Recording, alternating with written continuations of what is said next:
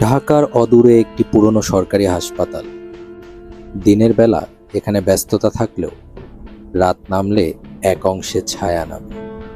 পুরাতন morgue building, সেখানে নাকি রাত 9টার পর কিছু একটার চলাচল শুরু হয়, অদৃশ্য অথচ অনুভবযোগ্য। সেদিন হাসপাতালে নতুন ইন্টার্ন হিসেবে আসে রেহান।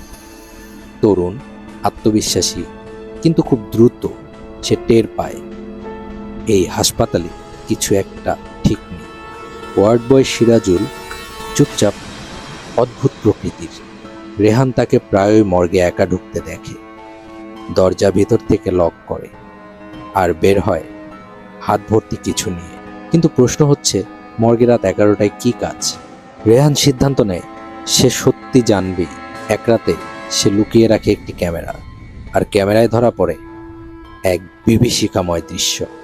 সিরাজুল মৃতদেহ কাটছে, রক্তমাখা হাত, আর সেই মাংস তুলে ধীরে ধীরে তার মুখে দিচ্ছে। তার চোখে কোনো মানবিকতা নেই, সেখানে আছে শুধু ক্ষুধা, এক পিচাসী ক্ষুধা।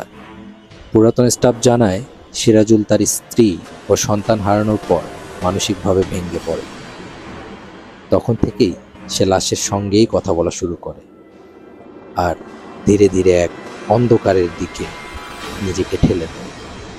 রেহান ও পুলিশ মিলে সিরাজুলকে ধরার পরিকল্পনা করে। একটি নকল লাশ রাখা হয় মর্গে। রাত বাড়ে, সিরাজুল আসে, ছুরি তোলে।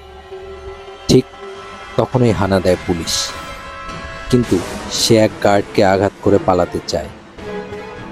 শেষে একটি গুলি এবং নিঃশব্দ মৃত্যু। সবকিছু শেষ মনে হলেও রেহান একদিন সিরাজুলের লকারে খুঁজে পায় একটি চিরকুট। তাতে লেখা, তোমাদের কেউ জানে না, ওরা আমাকেই খায় না, আমিও ওদের খাই, আমি মরিনি, ফিরব।